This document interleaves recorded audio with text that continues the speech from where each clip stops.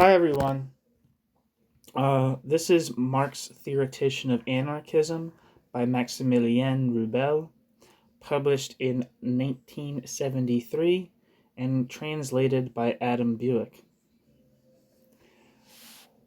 Marx has been badly served by disciples who have succeeded neither in assessing the limits of his theory nor in determining its standards and field of application, and has ended up taking on the role of some mythical giant, a symbol of the omniscience and omnipotence of Homo faber, maker of his own destiny.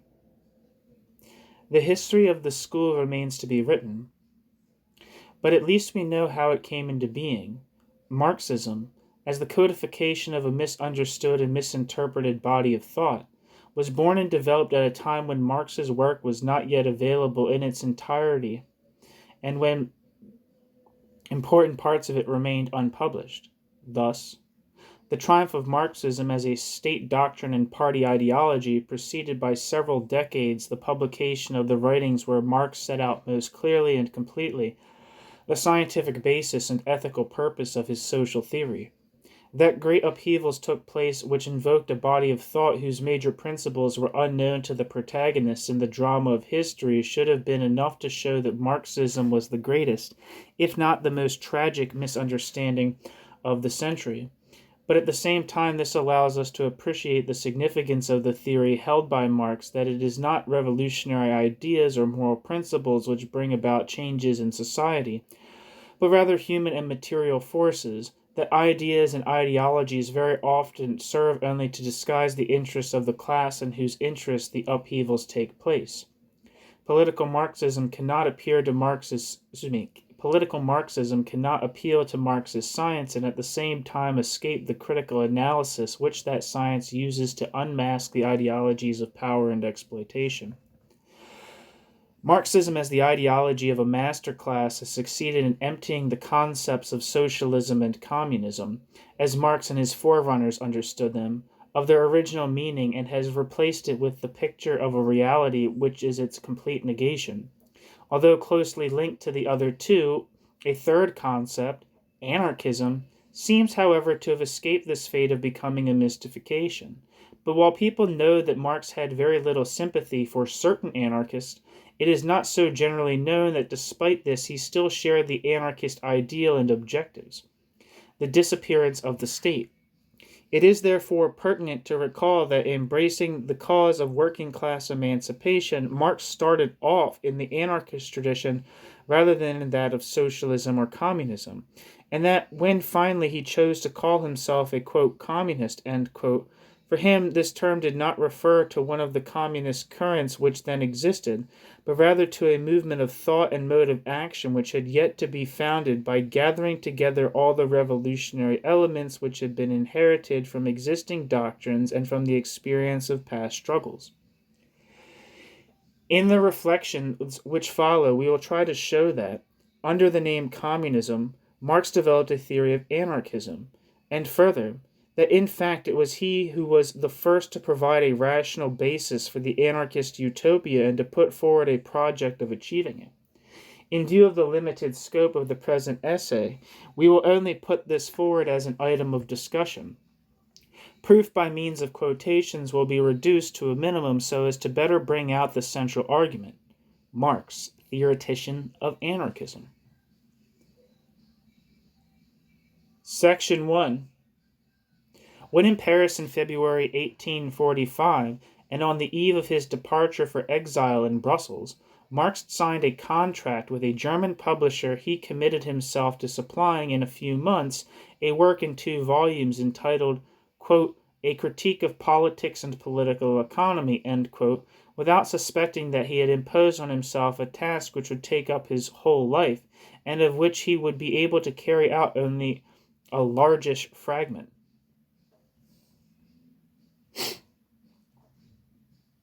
The choice of subject was no accident.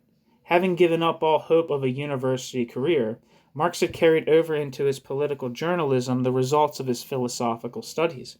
His articles in the Rheinische Zeitung of Cologne led the fight for freedom of press in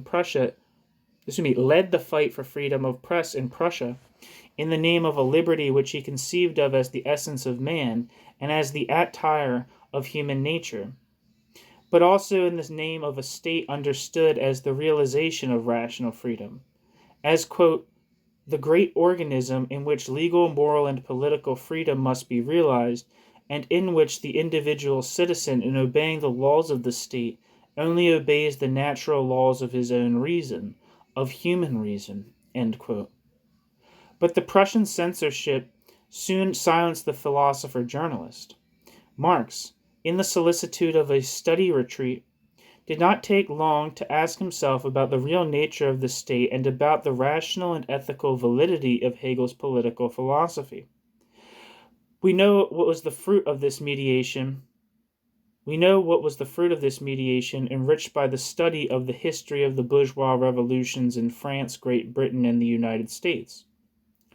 Apart from an incomplete and unpublished work, the critique of Hegel's philosophy of state, published in 1843, or from 1843, I can't remember if it was published. I think it was in the New Rheinische Zeitung.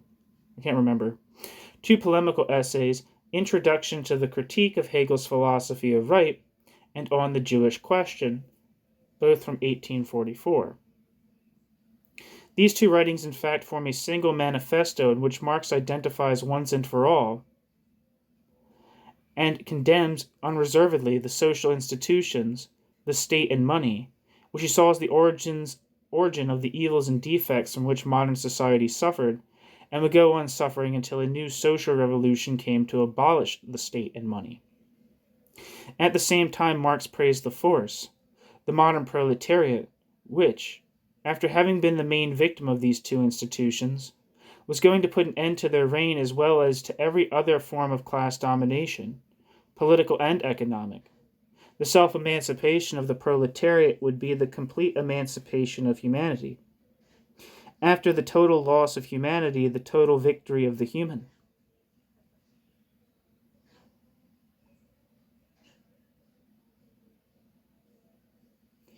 In the intellectual development of Marx, the rejection of the state and money and the affirmation of the proletariat was a liberating class came before his studies of political economy. They preceded also his discovery of the materialist conception of history, the, quote, guiding line, end quote, which directed his later historical researches.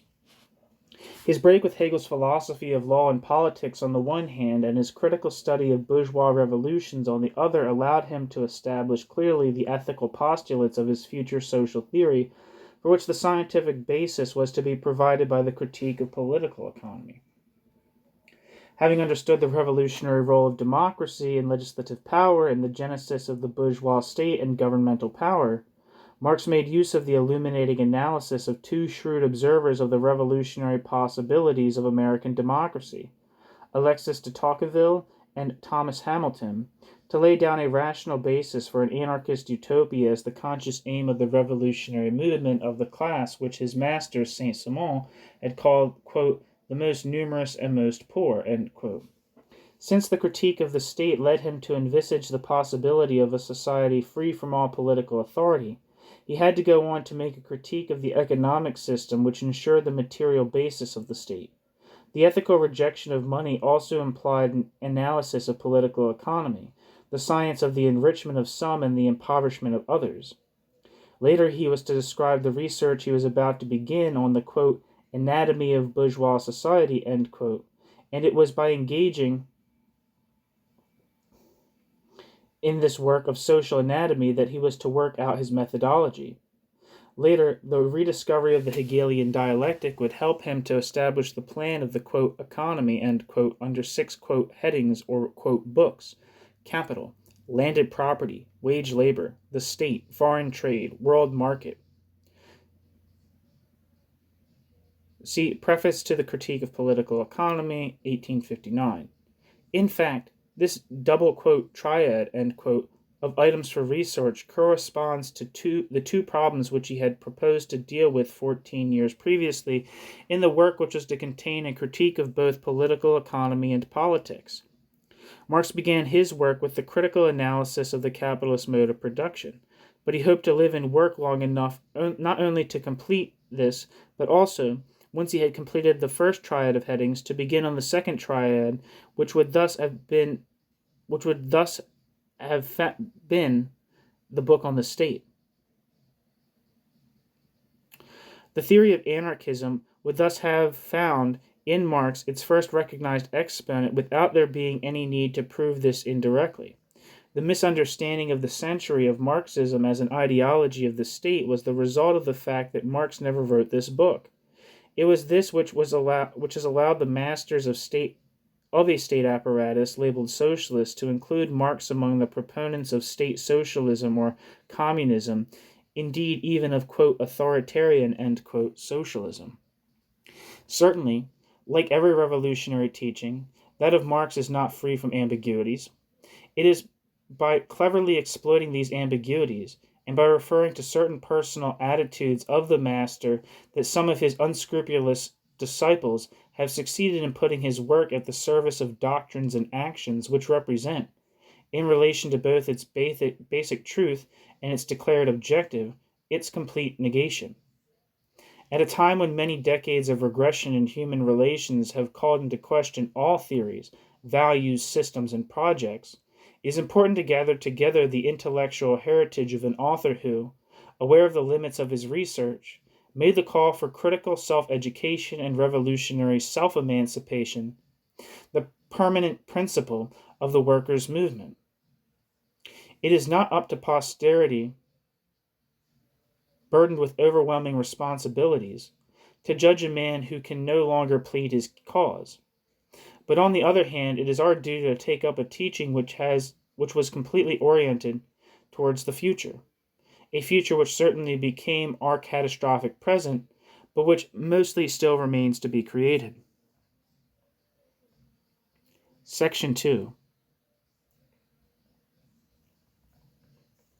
We repeat, the, quote, book, end quote, on the state, foreshadowed in the plan of the economy, but which remained unwritten, could only have contained the theory of a society freed from the state, anarchist society. Although not directly intended for this work, the materials and works prepared or published by Marx in the course of his literary activity allow us both to put forward this hypothesis about the content of the planned work and to work out what its general structure would have been. While the first triad of headings was part of the critique of political economy, the second would have put forward essentially a critique of politics.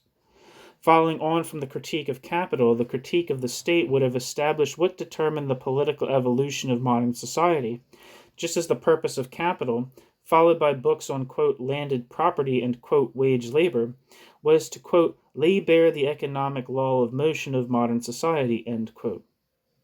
In the same way that the principles and postulates which motivated Marx when making his critique of capital are to be found in his published and unpublished writings prior to the critique of political economy, published in 1859, so we can extract from these writings those which would have guided him in developing his criticism of the state. It would, however, be a mistake to suppose that at this time Marx's thought on the nature of politics was established in its final form, with no possibility of modifying details and closed to all theoretical enrichment. Quite the contrary. The problem of the state never ceased to concern Marx, not only because he failed to keep the moral engagement to finish his master work, but above all, because it was constantly kept in his mind by his participation in polemical confrontations after September 1864 within the International Workingmen's Association and by political events, particularly the rivalry for leadership between France and Prussia on the one hand and Russia and Austria on the other. The Europe of the Treaty of Vienna had then become no more than a fiction, while two important social phenomena had made their appearance on the scene of history: movements for national liberation and the workers' movement. The struggle between nations and the class struggle, which were difficult to reconcile from a purely conceptual point of view, were to raise problems of theory requiring decisions by Marx and Engels which could not but bring them into contradiction with their own revolutionary principles. Engels made Engels made a specialty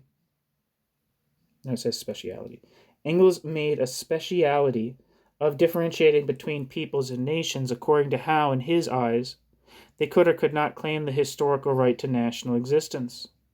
Their sense of historical realities prevented the two friends from following Proudhon in the way of federalism, which, in the situation of the time, must have seemed both a pure abstraction and an impure utopia. But they risked falling into a nationalism which was incompatible with the universalism of the modern proletariat they had posited.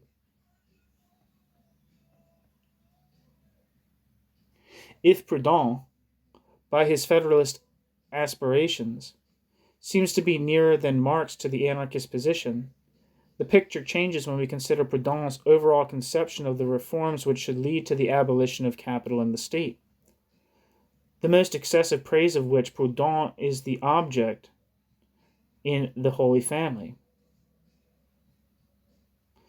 from 1845, which should not mislead us. The almost excessive praise of which Proudhon is the object in The Holy Family in 1845 should not mistake us. From this time on, there were deep theoretical differences between the two men. The praise had only been conceded to the French socialists with a very important reservation. Proudhon's critique of property was implicit in the bourgeois economic system, but however valid it might be, it did not call into question the social relations of the system which it criticized. Quite the contrary.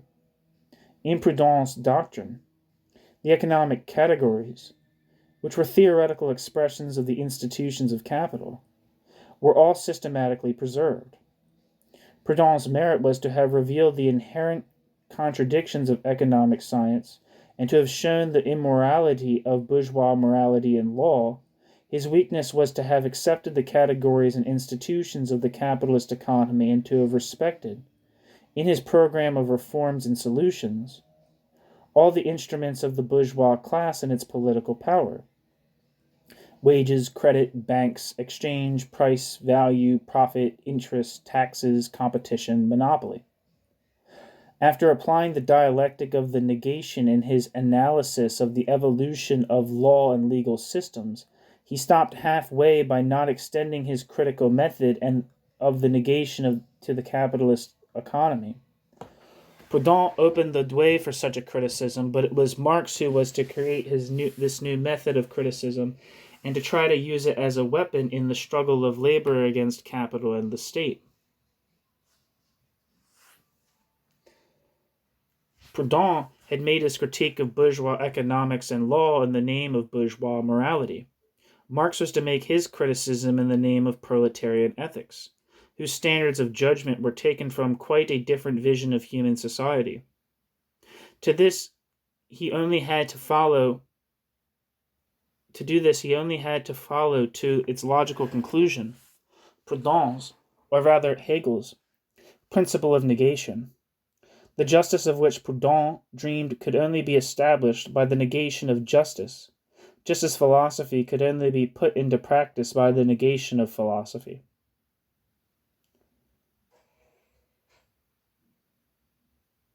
i.e., by a social revolution which would at last allow humanity to become social and society to become human. This would be the end of the prehistory of humanity and the beginning of individual life. The appearance of fully developed man, with all-round faculties, the coming of complete man.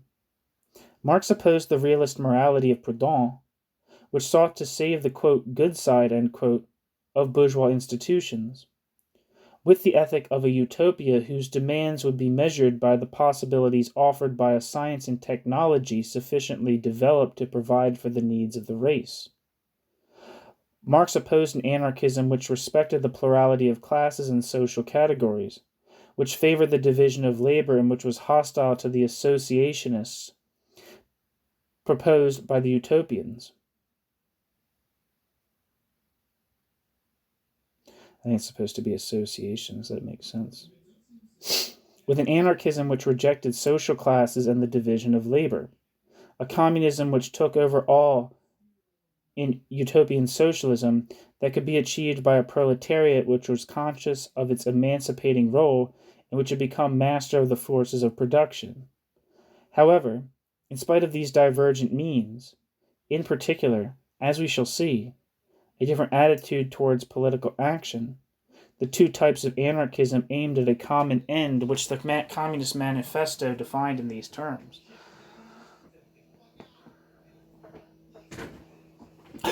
Quote, "In the place of the old bourgeois society, with its classes and class antagonisms, we shall have an association, in which the free development of each is the condition for the free development of all." End quote.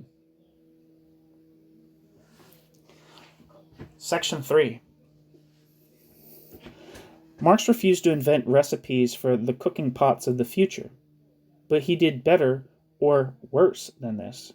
He wanted to show that historical necessity, like some blind fate, was leading humanity to a situation of crisis where it would face a decisive dilemma: to be destroyed by its own technical inventions, or to survive thanks to a leap in consciousness which would allow it to break with all the forms of alienation and servitude which had marked the stages of its history. Only this dilemma was fated. The actual choice would be left to the social class which had every reason to reject the existing order and to establish a fundamentally different mode of existence. The modern proletariat was potentially the material and moral force that was capable of taking up this universally significant task of salvation. However, this potential force could not become real until the bourgeois period had been completed. For the bourgeoisie, too, had a historical role to play. If it had not always been conscious of this, then its apologist had had the task of reminding it of its civilizing role.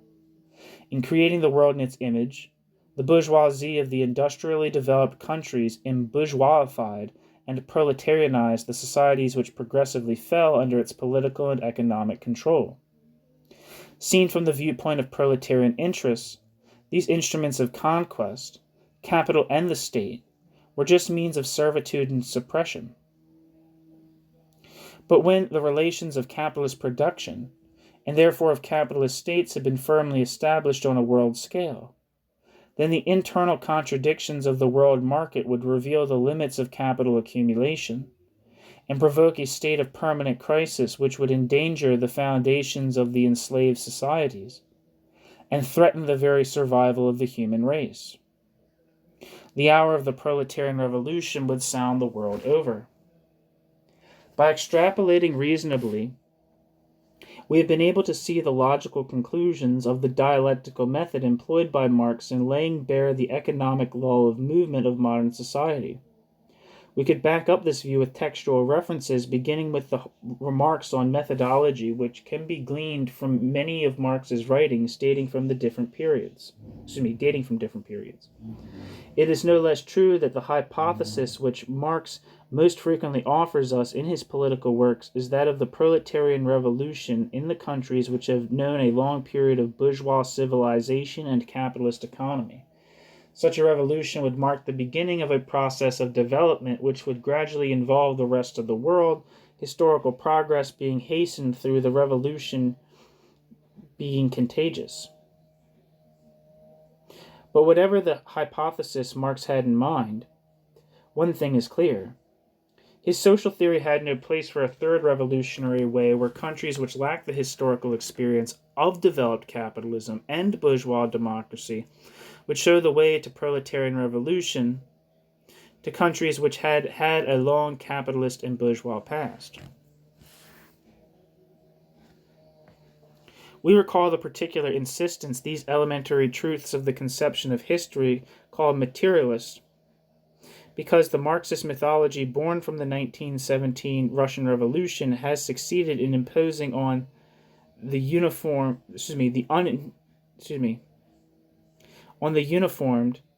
and they were legion. Another view of the process of this revolution. Humanity divided into two economic and political systems: the capitalist world dominated by the industrially developed countries, and the socialist world, the model for which, the USSR, had reached the rank of second world power following a, quote, proletarian, end quote, revolution. In fact, the industrialization of Russia has been due to the creation and exploitation of an immense proletariat, and not to its triumphant abolition. The fiction of the, quote, dictatorship of the proletariat, end quote, forms part of the arsenal of ideas which the new masters have imposed in the interest of their own power. 6 decades of nationalist and military barbarism on a world scale explain the mental confusion of an intelligentsia which has been completely misled by the myth of, quote, socialist October, end quote. Since we cannot deepen the discussion here, we will restrict ourselves to expressing our point of view in the form of an alternative.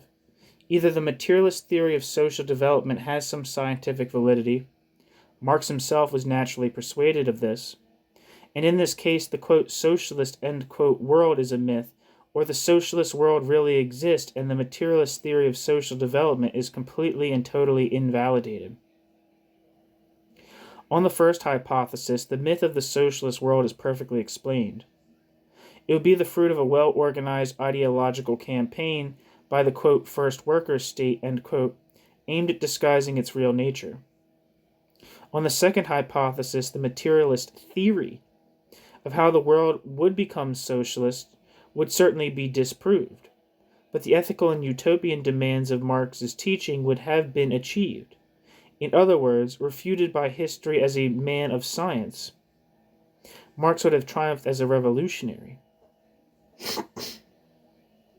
The myth of, quote, really existing socialism, end quote, has been constructed in order to morally justify one of the most powerful forms of dominating and exploitative society that history had known.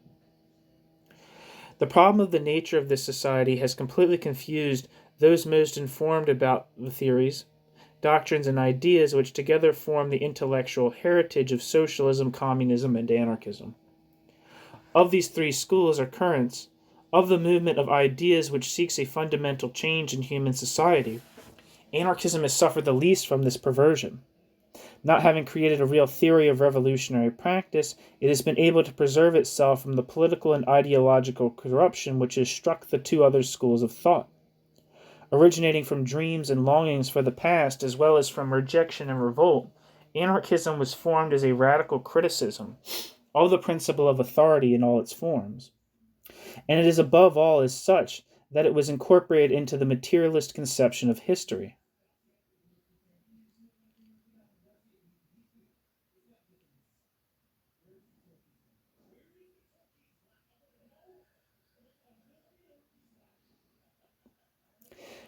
This latter is essentially the view that the historical evolution of humanity passes by progressive stages from a permanent state of social antagonism to a mode of existence based on social harmony and individual development.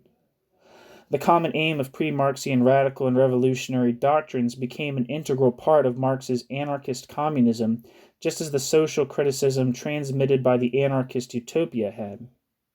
With Marx, utopian anarchism was enriched by a new dimension, that of the dialectical understanding of the workers' movement as an ethical self-liberation embracing the whole of humanity.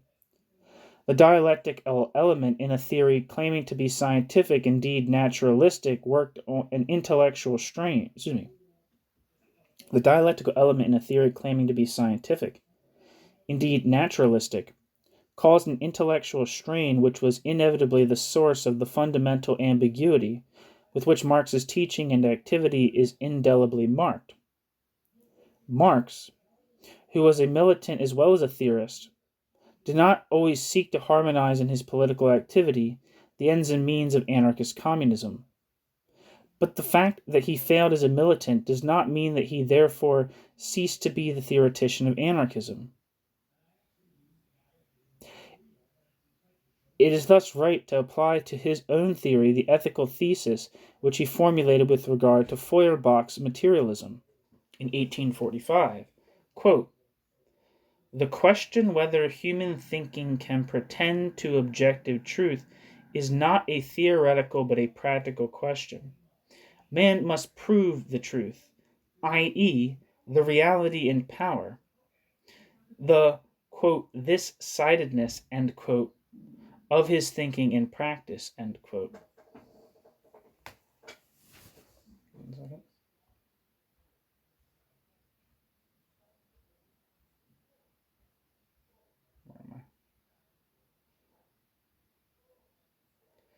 Section 4.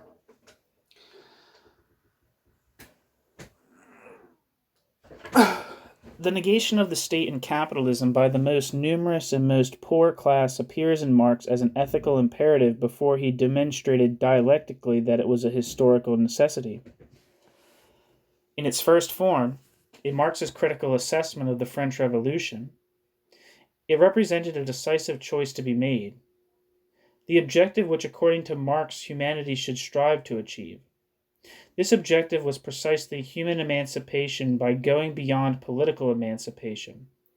The freest political state, of which the United States of America provided the only example, made man a slave because it intervened as mediator between man and his freedom, just like the Christ in whom the religious person vests his own divinity. Man, when politically emancipated, still only had an imaginary sovereignty. As a sovereign being enjoying the rights of man, he led a double existence, that of a citizen of the political community and that of an individual member of society, that of a heavenly and that of an earthly being. As a citizen, he was free and sovereign in the skies of politics, the universal kingdom of equality. As an individual, he was degraded in his real life, bourgeois life, and reduced to the level of means for his neighbor. He was the plaything of alien forces, material and moral, such as the institutions of private property, culture, religion, etc. Bourgeois society, separated from the political state, was the realm of egoism, of the war of all against all, of the separation of man from man. Political democracy had not freed man from religion by ensuring his religious liberty, any more than it freed him from property in guaranteeing him the right to property. Similarly, when it granted everyone the freedom to choose his occupation, political democracy maintained occupational slavery and egoism. Bourgeois society was the world of trafficking and profiting, the reign of money, the universal power which had subjected politics, and hence the state. Such, in summary, was Marx's initial thesis. It was a critique of the state and capital, and it belonged to anarchist thought rather than to any socialism or communism. There was not yet anything scientific about it, but it implicitly appealed to and based itself on an ethical conception of the destiny of humanity, in that it insisted on the need of doing something within the framework of historical time. This is why he did not just make a critique of political emancipation, that it reduced man to being an egoistic monad and an abstract citizen, but put forward both the end to be achieved and the means of achieving it. Quote, only when the real, individual man reabsorbs in himself the abstract citizen, and as an individual human being has become a species being in his everyday life, in his practical work, and in his particular situation, only when man has recognized and organized his, quote, own powers, end quote, as social powers, and consequently no longer separates social power from himself in the shape of political power, only then will human emancipation have been accomplished, end quote. Marx developed his own theory by starting from the social contract of Rousseau, the theoretician of the abstract citizen and precursor of Hegel. Rejecting only partially the political alienation which these two thinkers proposed, he arrived at the vision of a human and social emancipation that would reestablish the individual as a complete being with fully developed faculties. The rejection was only partial because this state of political alienation, as a fact of history, could not be abolished by an act of will. Political emancipation was, quote, a great progress, end quote. It was even the last form of human emancipation within the established order, and it is as such that it could serve as a means to overthrow this order and inaugurate the stage of real human emancipation. The means and end were dialectical opposites, but were reconciled ethically in the consciousness of the modern proletariat, which thus became the bearer and historical subject of the revolution. The proletariat, as a class in which were concentrated all the evils and which embodied the well-known crimes of all society, possessed a universal character as a result of its universal poverty. It could not emancipate itself without emancipating all spheres of society, and it was by putting into practice the demands of this ethic of emancipation that it would abolish itself as a proletariat.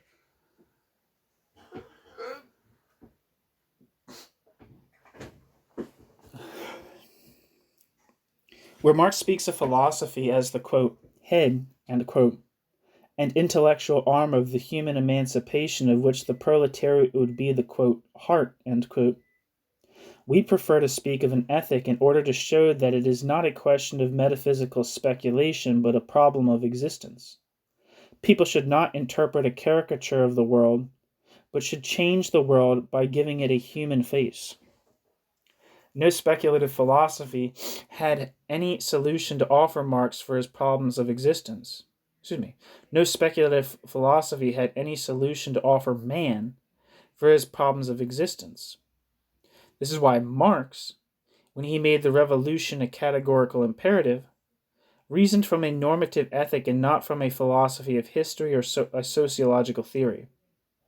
Because he could not and did not want to limit himself to a purely ethical demand for regeneration of humanity and society, Marx's interest was then aroused by one particular science, the science of the production of the means of existence according to the law of capital. Marx thus understood the study of political economy as a means of struggling for the cause to which... One second.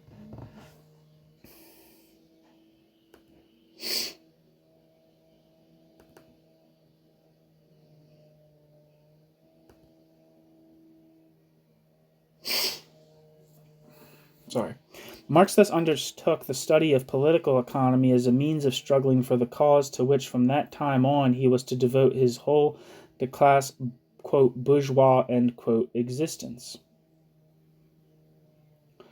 What till then had only been a visionary institution and an ethical choice was to become a theory of economic development and a study of what determined societies. But it was also to be active participation But it was also to be,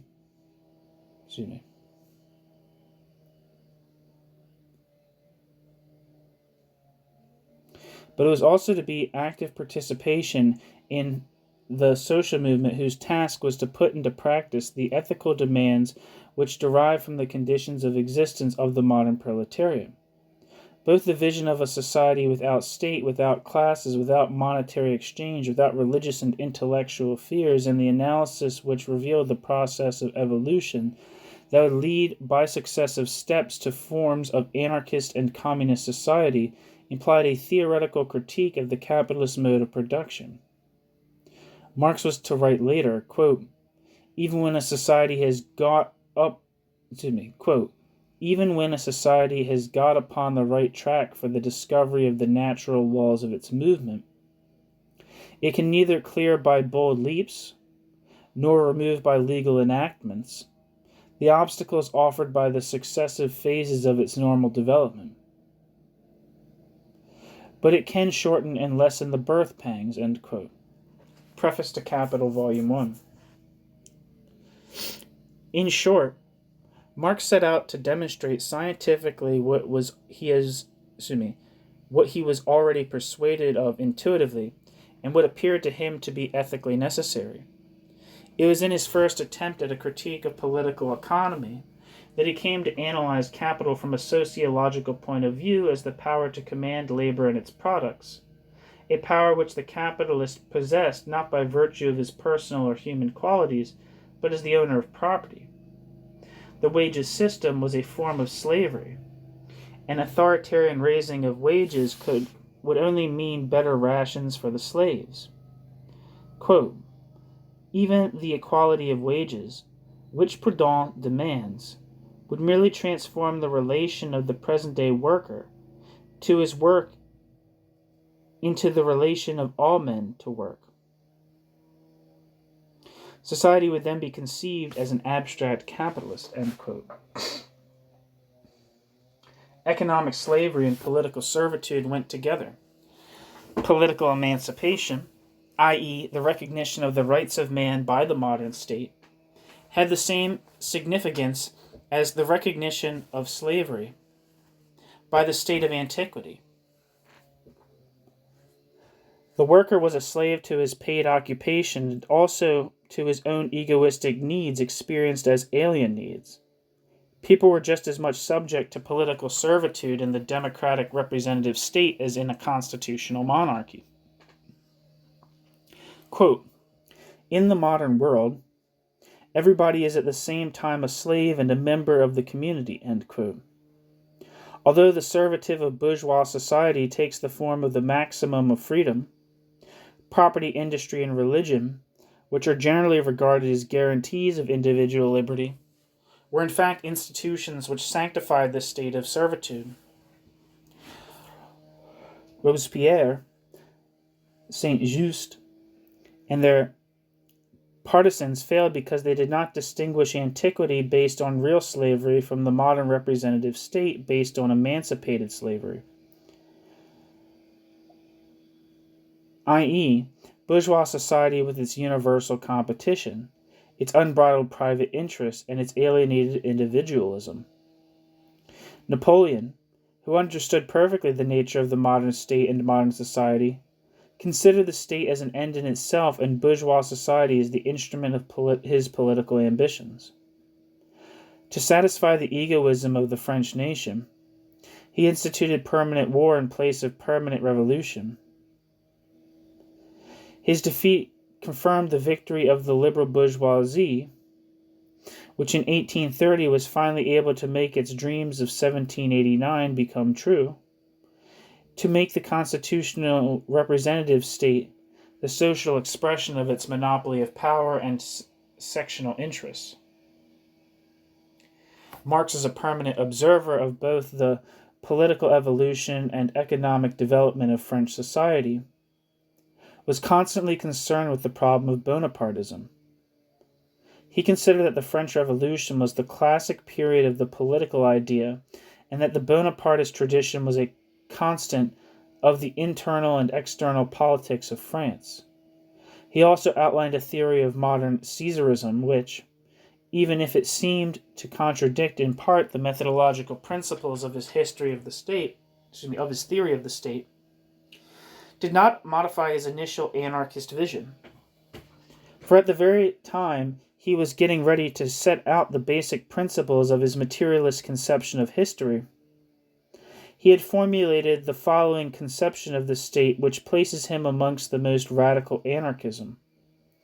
Quote,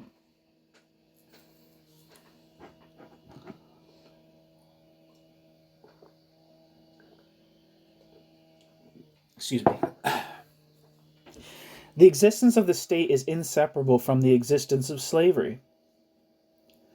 The more powerful a state, and hence the more political a nation, the less inclined it is to explain the general principle governing social ills, and to seek out their causes by looking at the principle of the state.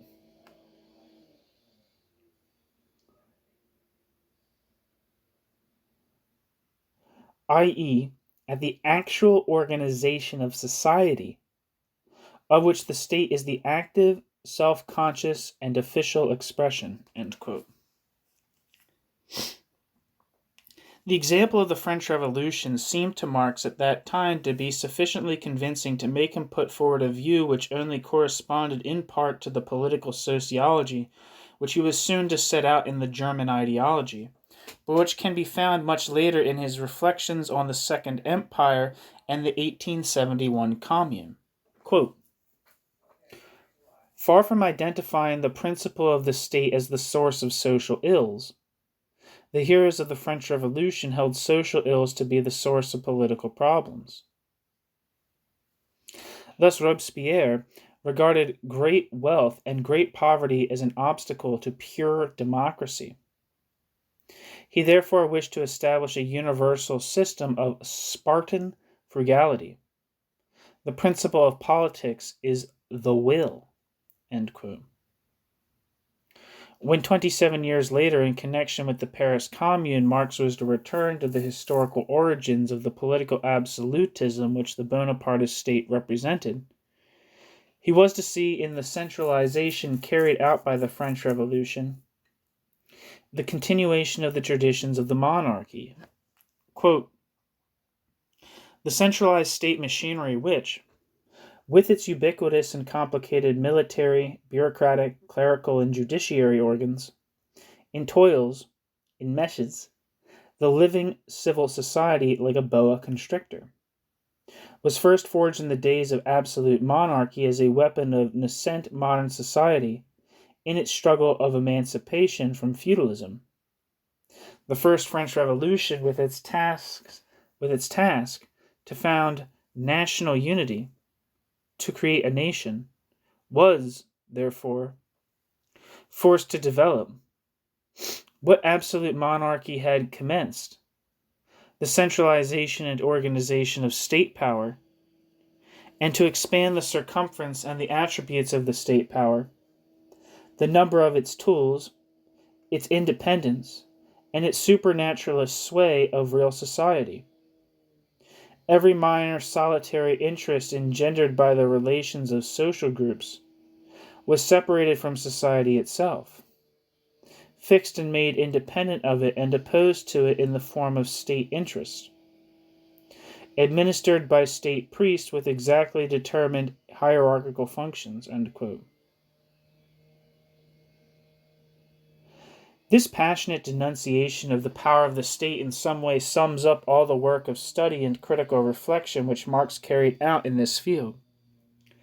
His confrontation with the moral and political philosophy of Hegel, the period during which he worked out the materialist conception of history, his 15 years of political and professional journalism, and, not to be forgotten, his intense activity within the International Working Men's Association.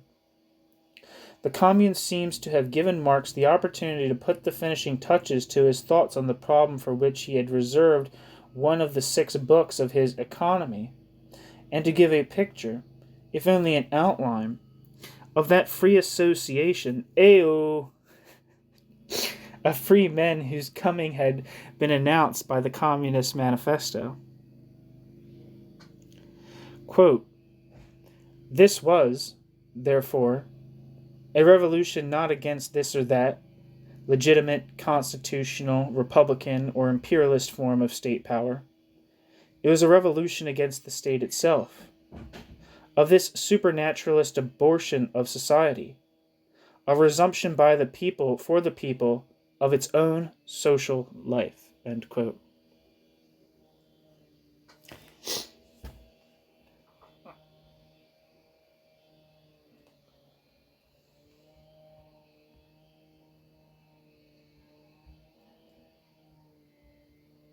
Section 5.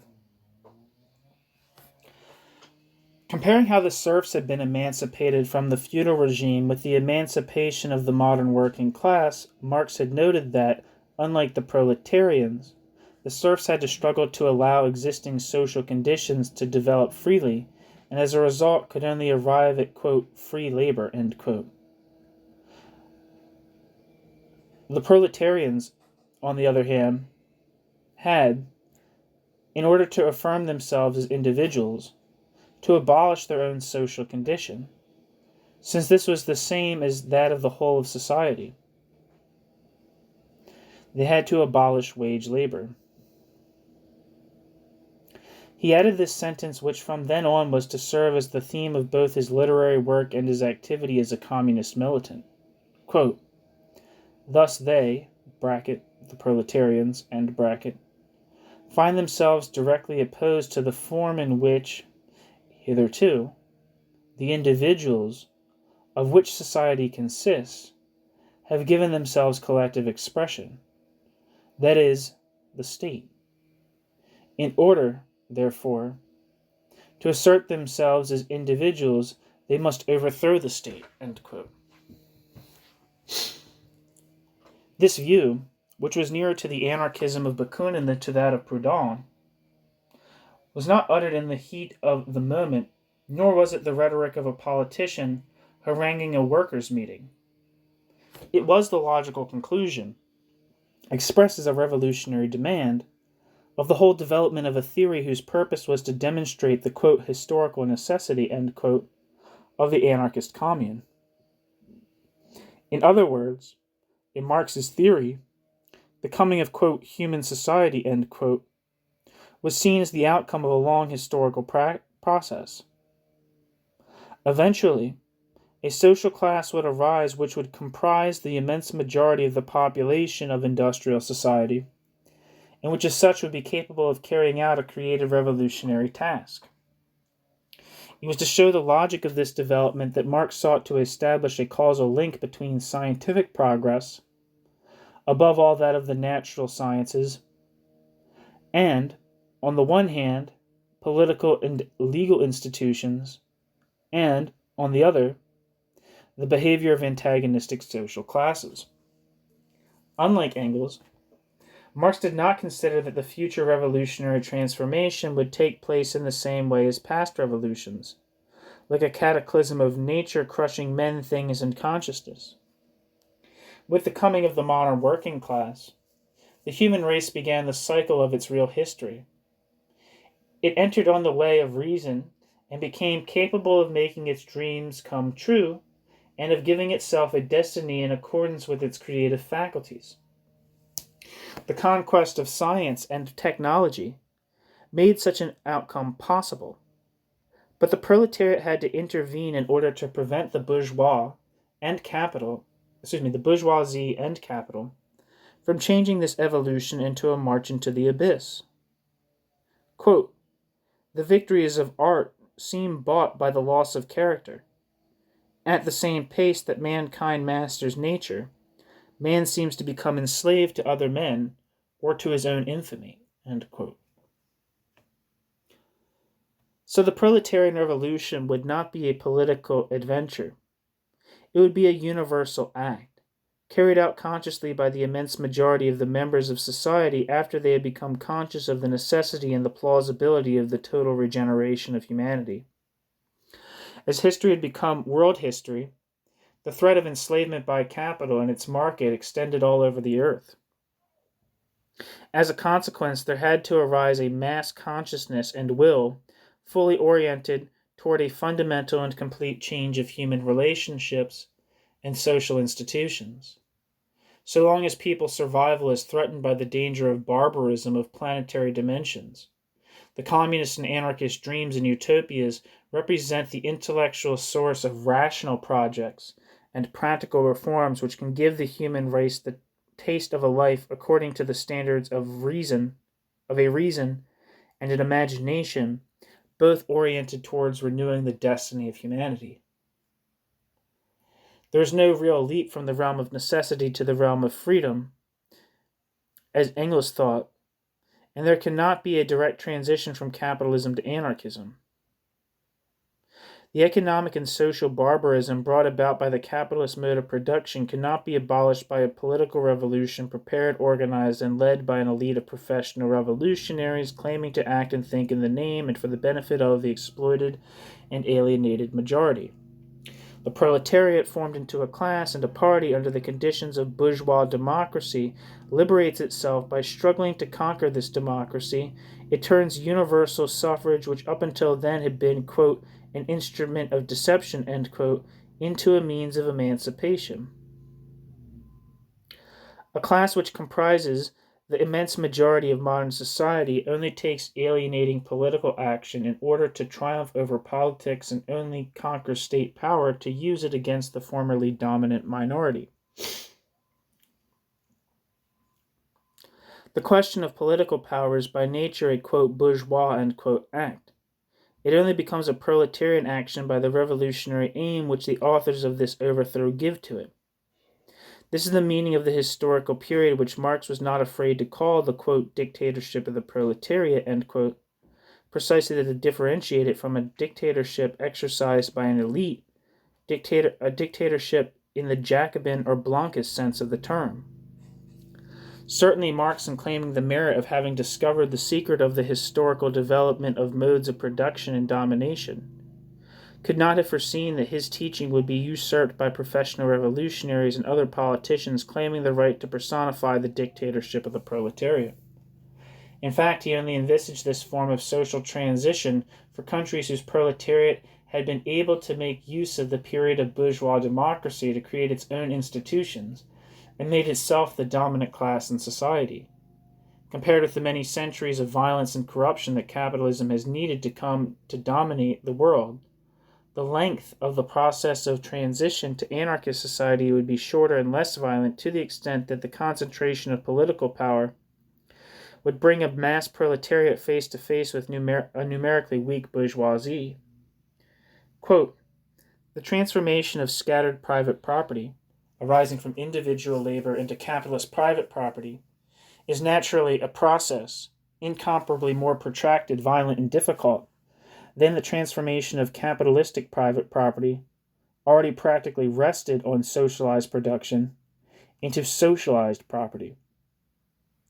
In the former case, we had the expropriation of the mass of the people by a few usurpers. In the latter, we have the expropriation of a few usurpers by the mass of the people. End quote. Marx did not work out all the details of a theory of the transition. In fact, noticeably different views can be found in the various theoretical and practical outlines which are scattered throughout his works. Nevertheless, throughout these differences, indeed contradictory statements, a basic principle remains intact and constant to the extent of allowing a coherent reconstruction of such a theory. It is perhaps on this point that the myth of the founding of, quote, Marxism, end quote, by Marx and Engels is seen at its most harmful. While the former made the postulate of a proletarian self-activity the criterion of all genuine class actions and all genuine conquests of political power, the latter ended up, particularly after the death of his friend, by separating the two elements in the creation of the workers' movement: the class action, the Selbstständigkeit of the proletariat on the one hand, and the policy of the party on the other. Marx thought that communist and anarchist self-education was, more than any isolated political act, an integral part of the revolutionary activity of the workers. It was the workers' task to make themselves fit for the conquest and exercise of political power as a means of resisting attempts by the bourgeoisie to reconquer and recover its power. The proletariat had to temporarily and consciously form itself into a material force in order to defend its right and project to transform society by progressively establishing the human community.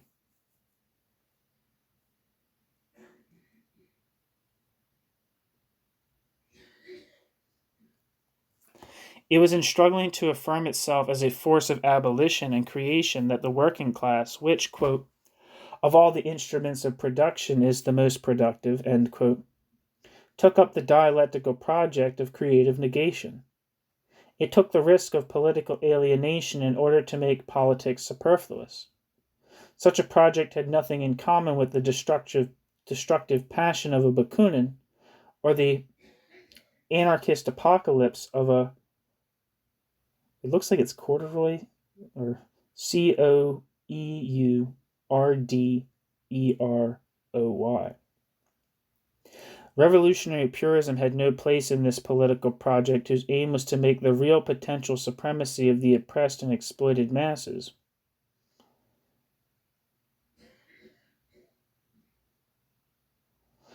Whose aim was to make real the potential supremacy of the oppressed and exploited masses. Marx thought that the International Workingmen's Association, which combined the power of numbers with a revolutionary spirit conceived of in a quite different way from Proudhonian anarchism, could become such a fighting organization. In joining the International Workingmen's Association, Marx did not abandon the position he had taken against Proudhon in 1847. when he put forward an anti-political anarchism to be achieved by a political movement. Quote, "Does this mean that after the fall of the old society there will be a new class domination culminating in a new political power? No. The working class, in the course of its development, will substitute for the old civil society an association which will exclude classes and their antagonism, and there will be no more political power properly so called, since political power is precisely the official expression of antagonism in civil society. Meanwhile, the antagonism between the proletariat and the bourgeoisie is a struggle of class against class, a struggle which carried to its highest expression is a total revolution. Indeed, is it at all surprising that a society founded on the opposition of classes should culminate in brutal contradiction, the shock of body against body, as its final denouement? Do not say that social movements excludes political movement. There is never a political movement which is not at the same time social. It is only in an order of things in which there are no more classes and class antagonisms that social evolutions will cease to be political revolutions." End quote. Marx's point here is quite realistic and free from all idealism. This address to the future must be clearly understood to be the expression of a normative project committing the workers to behave as revolutionaries while struggling politically. Quote, "The working class is revolutionary or it is nothing," end quote. Letter to J.B. Schweitzer, 1865. This is the language of a thinker whose rigorous dialectic, in contrast to a Proudhon or a Stirner, rejects impressing people by the systematic use of gratuitous paradox and verbal violence. And while everything is not and cannot be settled by this demonstration of means and ends, its merit is at least to urge the victims of alienated labor to understand and educate themselves through undertaking together a great work of collective creation. In this sense, Marx's appeal remains relevant, despite the triumph of Marxism, and even because of it. The limits of this essay do not allow us to go further in proving this, so we will limit ourselves to citing 3 texts which demolish in advance the legend, Bakuninist and Leninist, of a Marx, quote, "worshipper of the state," end quote, "apostle of state communism," end quote, or of the dictatorship of the proletariat as the dictatorship of a party, indeed of a single man.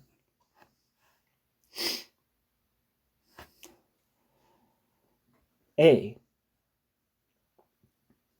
Marginal notes on Bakunin's book State and Anarchy, Geneva, 1873, in Russian. Main themes: dictatorship of the proletariat and the maintenance of small peasant property, economic conditions and social revolution, disappearance of the state and the transformation of political functions into administrative functions of self-managed cooperative communes. B. Critique of the program of the German Workers' Party, the Gotha Program, 1875. Main themes: the 2 phases of communist society based on the cooperative mode of production. The bourgeoisie as a revolutionary class. The international action of the working class. Criticism of the, quote, "iron law of wages," end quote. Revolutionary role of workers' productive cooperatives. Primary education freed from the influence of religion and the state. Revolutionary dictatorship of the proletariat as a political transition to the transformation of state functions into social functions. C. The peasant commune and revolutionary perspectives in Russia.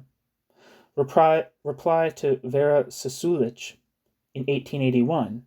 Main themes: the rural commune as an element of regeneration of Russian society, ambivalence of the commune and influence of historical background, development of the commune and the crisis of capitalism, peasant emancipation and taxation, negative influences and risks of disappearance of the commune, the Russian commune, threatened by the state and capital, will only be saved by the Russian Revolution.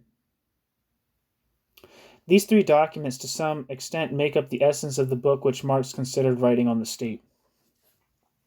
It can be seen from these remarks that Marx expressly presented his social theory as an attempt at an objective analysis of a historical movement, and not as a moral or political code of revolutionary practice aimed at establishing an ideal society. As the laying bare of a process of development involving things and individuals, and not as a collection of rules for use by parties and elites seeking power. This, however, is only the external and declared aspect of a theory which has two conceptual tracks, one rigorously determined, the other freely making its way towards the visionary aim of an anarchist society. Quote, "The social revolution of the 19th century cannot take its poetry from the past, but only from the future. It cannot begin with itself before it has stripped away all superstition about the past." End quote. The past is an unchangeable necessity, and the observer, equipped with all the instruments of analysis, is in a position to explain the series of phenomena which have been perceived. But while it is a vain hope that all the dreams which humanity, through its prophets and visionaries, has entertained will come true, the future could at least bring an end to the institutions which have reduced people's lives to a permanent state of servitude in all social fields. This is, briefly, the link between theory and utopia in the teaching of Marx, who expressly proclaimed himself a, quote, anarchist, end quote, when he wrote, quote, "All socialists see anarchy as the following program. Once the aim of the proletarian movement, i.e., abolition of classes, is attained, the power of the state, which serves to keep the great majority of producers in bondage to a very small exploiter minority, disappears, and the functions of government become simple administrative functions." End quote.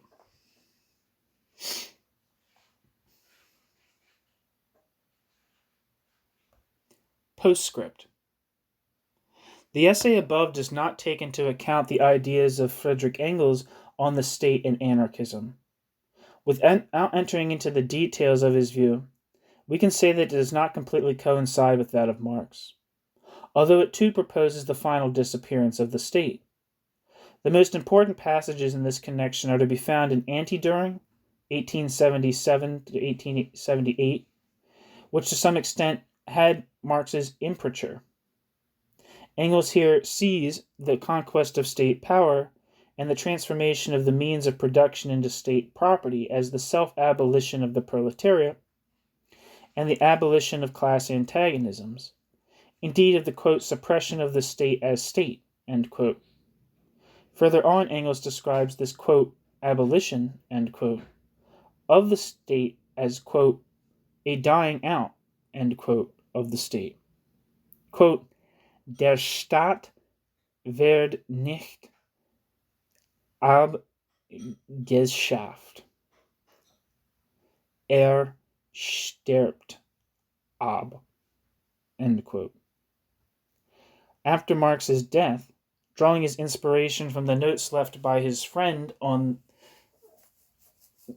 Lewis Henry Morgan's Ancient Society, Engels again dealt with the subject, but in a wider socio-historical context. The highest form of the state, the democratic republic, is considered by Engels as the final phase of politics, during which the decisive struggle between the bourgeoisie and the proletariat will take place. The exploited class becomes ready for self-emancipation and forms itself into an independent party. Quote, "Universal suffrage is the gauge of the maturity of the working class," end quote. And that suffices to do away with capitalism and the state, and hence with class society.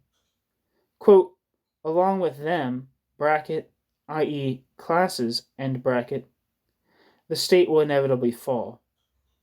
The society will put the whole of the machinery of the state where it will then belong, into the Museum of Antiquities, by the side of the spinning wheel and the bronze axe, end quote.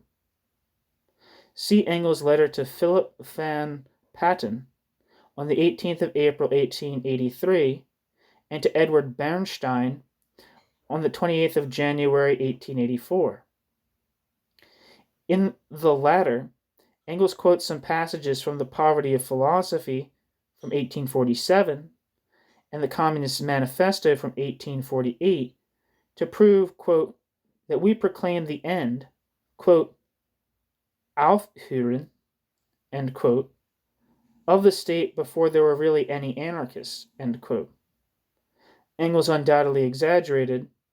A mention only of William Godwin would invalidate this view, without referring to the others who were won over to anarchism through reading Political Justice, written by William Godwin in 1793.